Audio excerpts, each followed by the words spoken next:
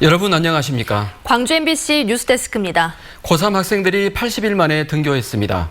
처음 들어가 본 고3 교실에선 거리 두기가 시행됐고 야간 자율학습과 보충 수업도 금지됐습니다. 수능까지 채 200일도 남지 않은 상황에서 학생과 교사들은 마음이 바빠졌습니다. 우종훈 기자가 취재했습니다. 학생들의 발길이 끊겼던 교정이 모처럼 시끌벅적합니다. 반가움도 잠시. 발열 검사를 통과하고 교실로 들어온 학생들은 곧장 3월 모의고사 시험지를 받아들었습니다. 모의고사는 제한된 여건에서 시험 보는 게 더 의미가 있으니까 첫날 모의고사를 보는 것으로 이렇게 회의를 해서 결정을 했어요.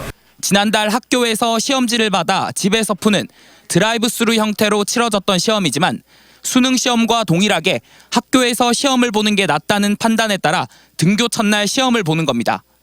코로나도 걱정이지만 학교와 학생들은 늦춰진 학사 일정을 맞추려면 갈 길이 멉니다. 시험 부담이나 이런 게 더 큰데 그 와중에서도 이렇게 개학이 미뤄지면서 모의고사뿐만 아니라 시험 그리고 여러 대회들 그리고 여러 학사 일정들이 미뤄지는 게 고3 학생들은 방학이 시작되는 8월까지 지필고사와 모의고사 등 최소 5번의 시험을 봐야 합니다. 특히 3학년 1학기까지 성적만 반영되는 수시 모집 전형을 위해서 중간 기말고사를 한 달 간격으로 치러내야 합니다. 지침상 방과 후 수업과 자율학습도 금지돼 학습량이 부족해지진 않을까도 걱정입니다. 방과 후 수업하고 야간 자습을 희망하는 학생들 위주로 이제 하기로 계획을 짰었는데 교육청에서 전면 금지. 학교는 안전한 가운데 수업이 진행되도록 방역에 힘을 쏟고 있습니다. 등교 시엔 물론 매 수업 시간마다 발열 검사를 진행하고 급식실에는 칸막이가 설치되거나 교사 지도하에 반별로 점심을 먹는 등 접촉이 최소화됩니다. 쉬는 시간, 점심시간 이런 부분들도 신경을 써서 저희가 특별한 관심을 가지고 생활지도에 임하고자 합니다. 광주시와 전남도 교육청은 의심 증상을 보인 221명의 학생을 등교 중지시키거나 선별진료소로 보냈다고 밝혔습니다. MBC 뉴스 우종훈입니다. 고3 학생들뿐 아니라 전교생이 60명 이하인 작은 학교 학생들도 등교를 시작했습니다. 학생 수가 적어서 감염 우려가 상대적으로 낮기 때문인데요. 모처럼 아이들의 수다가 넘쳐난 섬마을 초등학교를 조희원 기자가 다녀왔습니다. 여수 경도의 한 초등학교. 책가방을 맨 학생들이 하나둘씩 모여들고 교사들은 학생들의 체온을 체크합니다. 체온 됐어요? 육지에서 학교가 있는 섬으로 들어오는 학생들은 설레는 마음에 일찌감치 선착장으로 나왔습니다. 보고 싶던 친구들과 제잘되며 등교하는 발걸음은 날아갈 듯 가볍습니다. 지금 기분이 어때? 좋아요. 뭘 제일 하고 싶어 학교 가면? 저는 친구들이랑 많이 놀 거예요. 기나긴 방학을 끝낸 학부모들도 홀가분한 마음을 감출 수가 없습니다. 방학이 끝나고 나니까 이제 아이도 좀 이제 지겨웠던 것도 이제 많이 해소될 것 같고 하여튼 개학이 돼서 너무너무 행복합니다. 감사합니다. 이번 1차 등교 계약 대상에는 고3뿐 아니라 60명 이하 작은 학교 학생들도 포함됩니다. 이에 따라 전국 17개 시도 중 작은 학교가 가장 많은 전남 지역에서는 1,600여 명, 전체 초중학생의 8%가 등교했습니다. 텅 빈 학교를 지켰던 교사들은 오랜만에 활기가 넘치는 학교가 반갑습니다. 반가워요. 학생들이 없다가 오늘 처음으로 보는 아이들 얼굴 보니까 너무 반갑고 또 학생들 맞이하게 돼서 너무나 기쁩니다. 그러나 학부모들 사이에서는 면역력이 약한 저학년 학생들이 등교하는 것에 대한 걱정도 여전한 상황. 교육청은 5차례 등교가 연기되는 동안 방역 대책을 충분히 세웠다고 판단하고 있지만 학부모들의 우려를 반영해 법정 수업 일수의 20%까지는 각 학교의 상황에 따라 탄력적인 등교가 가능하도록 할 방침이라고 밝혔습니다. MBC 뉴스 조희원입니다. 5.18 민주화운동 40주년을 맞아 주요 항쟁 사적지가 시민들에게 공개됐습니다. 하지만 오랫동안 방치된 상태 그대로 공개되거나 안내가 제대로 이루어지지 않아서 반쪽 개방이라는 말이 나오고 있습니다. 남궁 기자가 현장을 다녀왔습니다. 무성이 자란 잡초 뒤로 폐허가 된 건물이 보입니다. 농작물 재배 금지 팻말이 무색하게 팻말 앞에는 텃밭이 가꿔져 있습니다. 광주 5.18 사적지 제26호인 옛 505 보안부대입니다. 5.18 기간 군의 실질적인 지휘부 역할을 하고 광주 시민을 잔혹하게 고문한 곳입니다. 5.18 40주년을 맞아 5.18 역사 탐방 코스로 일반 시민에게 공개됐습니다. 하지만 관리가 전혀 안 된 모습 그대로 공개됐습니다. 이렇게 개방하는 행사가 연락 와서 미리 했을 텐데 그런 전혀 통보 없었거든요. 그래서 오늘 아침에 이제 불하고 알고 이렇게. 또 다른 5.18 사적지인 옛 적십자병원입니다.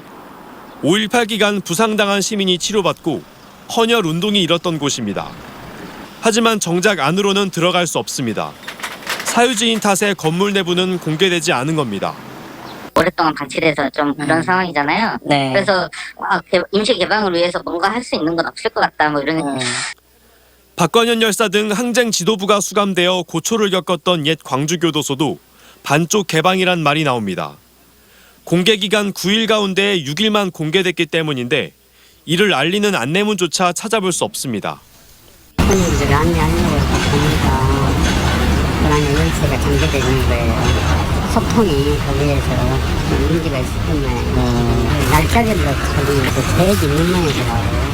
5.18 40주년을 맞아 5.18 사적지 5곳을 개방하고 안내 해설을 한다고 시민들에게 알린 5.18 기념재단은 준비가 부족했다고 털어놨습니다. 환경 정비 이런 것들을 좀 진행하면서 준비를 해서 시민들한테 개방할 것들을 준비했으면 좋았을 텐데 준비가 부족한 건 사실이었어요. 40년 전 광주의 아픔과 진실을 간직한 5.18 사적지는 모두 29곳. 그 숭고한 의미를 온전히 전달하려면 보다 세심한 준비가 필요해 보입니다. MBC 뉴스 남궁욱입니다.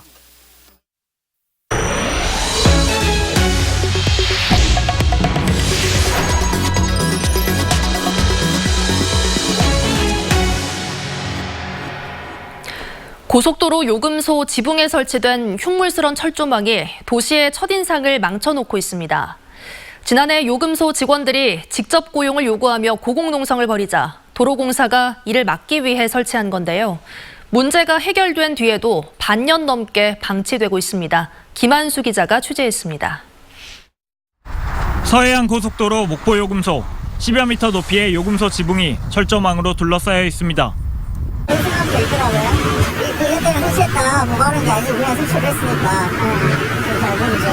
철조망은 톨게이트 직사각형 지붕 위 4개면 모두에 설치됐습니다. 이곳뿐만이 아닙니다. 전국 주요 고속도로 대부분의 요금소 지붕에 비슷한 철조망 울타리가 쳐져 있습니다. 지난해 7월 고용보장을 요구하는 톨게이트 수납원들이 서울 요금소 지붕 위에서 농성을 벌이자 한국도로공사가 철조망을 설치한 겁니다. 7월 1일부터 이 철조망을 각 영업소에 캐노피에 설치를 했고요. 거기 올라가는 계단도 마찬가지로. 한국도로공사는 고공농성을 막기 위해 지난해 설치했다면서 수납원들의 안전을 위해서였다는 입장을 밝혔습니다. 그러나 한국도로공사 각 지부의 자체적인 판단으로 설치됐다며 철조망이 설치된 전국의 요금소는 얼마나 있는지, 예산은 얼마가 들었는지 등은 밝히지 않았습니다. 그거는 본사에서 집계하거나 그러진 않은 것 같아요. 예. 지금도 그게 지금 철거됐는지 있는지도 저도 이제 제가 가봐야 알 거 아니에요. 저희 또 여기. 농성도 고용 문제도 모두 지난해 해결됐지만 철조망은 반년 넘게 그대로 방치돼 미관을 해치는 흉물이 되고 있습니다. MBC 뉴스 김한수입니다. 민주화 투쟁을 하고 있는 홍콩 시민들이 5.18 40주년에 맞춰 연대와 지지의 메시지를 전달했습니다. 광주 홍콩 연대회의는 홍콩 시민 24명이 영상과 사파, 메시지 등의 형태로 연대와 지지의 뜻을 전해왔다고 밝혔습니다.